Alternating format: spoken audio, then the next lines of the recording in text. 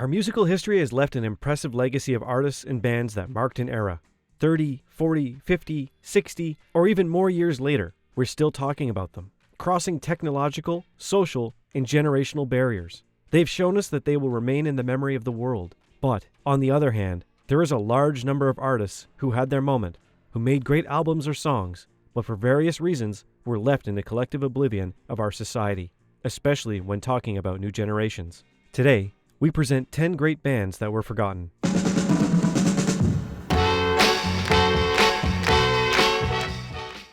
The Four Seasons were the most important band in the United States in the early 60s, but today almost nobody remembers them. Let's do a short exercise.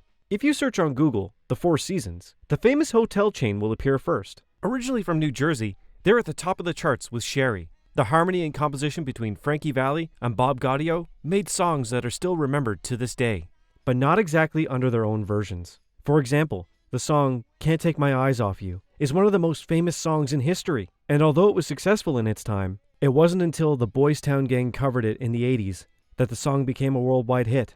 The Four Seasons were one of the bands that suffered the most with the British invasion. They could not line up with the sound of the time, and for the American public, they were forgotten when the Beatles, the Stones, the Animals, and many other bands arrived. A few years ago, Clint Eastwood made a biographical film inspired by their musical career. It was believed that their career would get a new look at their legacy, but it was a failure at the box office. And today, Frankie Valli makes some concerts and sporadic appearances.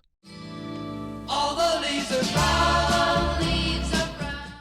In 1965, California Dreamin', an emblematic song of the decade, was first played on the radios of the world, and very quickly, they became one of the standard bearers of New York folk rock.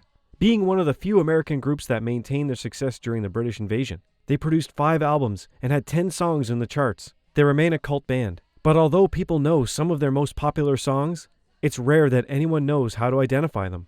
In 1998, the group was inducted into the Rock and Roll Hall of Fame, and more than 20 years later, it's rare for anyone to talk about them beyond music geeks.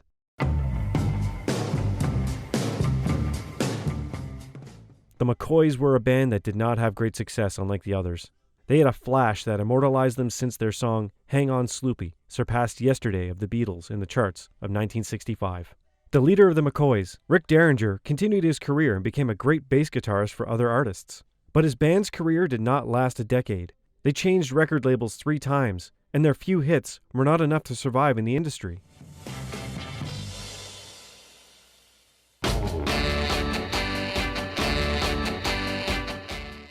The 60s experts adore them, love them, and recognize them for all their legacy. But beyond the specialists, there are no big memories about them. The Dave Clark 5 was a band that for a while did not give diffusion to their legacy. For years, they denied their distribution in new formats. They caused many people to forget them. From 1964 to 1967, they produced 14 hits. The Tottenham Quintet appeared 18 times on The Ed Sullivan Show, more than any other group of the British invasion, and even had their own toy line. However, the new millennium did not receive them well, and to think that someone from Generation Z could know any of their songs is almost a miracle. This New Jersey band got 3 number ones, 1 per year from 1966 to 1968, and this was enough for the band to get a place in the Rock and Roll Hall of Fame in 1997. But in the last 2 decades, the group has fallen into forgetfulness. Maybe younger generations mistake them for another band. Their look could also be a problem, as dressing like 19th century schoolboys might have been a great idea at the time, but now, the little Jack Horner look has gone out of fashion.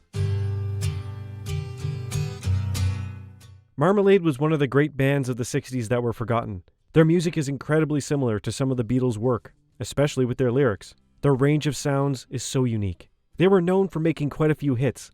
They did a cover of Obla Di Obla Da, released it as a single, and reaped 1 more number 1 hit to their career. In spite of the successes they had, it seemed that they spent a lot of time in the shadows of the Beatles, which finally turned them into a forgotten band. The same thing would happen to many other similar bands, like Klaatu. The Turtles are not exactly a completely forgotten band. You've probably heard their most famous song, Happy Together, which has been used for TV shows, movies, and commercials, because it is a very happy song. The band had many more great songs. They had Eleanor, or She'd Rather Be With Me. Almost all of their music is incredibly upbeat. They're timeless. And although they're not as well known in name, their sound is still remembered. It is definitely worth listening to the band after all these years. In the period between 1966 and 1967, the Raiders put 4 of their songs in the American Top 10 hits. The Boise, Idaho-born band finally hit number 1 in 1971 with Indian Reservation. With colorful Revolutionary War outfits, the Raiders looked like something out of a cartoon show. It was common for rockers to use visual resources to get attention in such a competitive industry. In any case, the colorful costumes are perhaps what kept the band alive. They were trapped in their time. Americans describe it as the band that is always in the vinyl stores and nobody buys, being a joke that is always made to gentle soul albums. This band had an amazing ability to bring out a peaceful atmosphere. Harmonious vocals with easy-to-remember lyrics. It's a great band. Probably, it is of this list, the most forgotten band. Never has a rock band been so good and so unlucky. Badfinger was a band sponsored by the Beatles with their Apple label.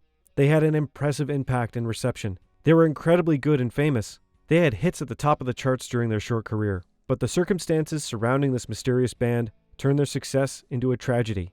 Their 2 main leaders died, and their attempts to move forward were always frustrated by circumstances beyond their control. Now, of its original members, only Joey Molland lives, who makes sporadic presentations in small places with old fans of the band. And thanks to the fact that one of their songs appeared in the series Breaking Bad, they're starting to be played again. That's all for now. We hope you like this review. Don't forget to like and subscribe. This is Music Box.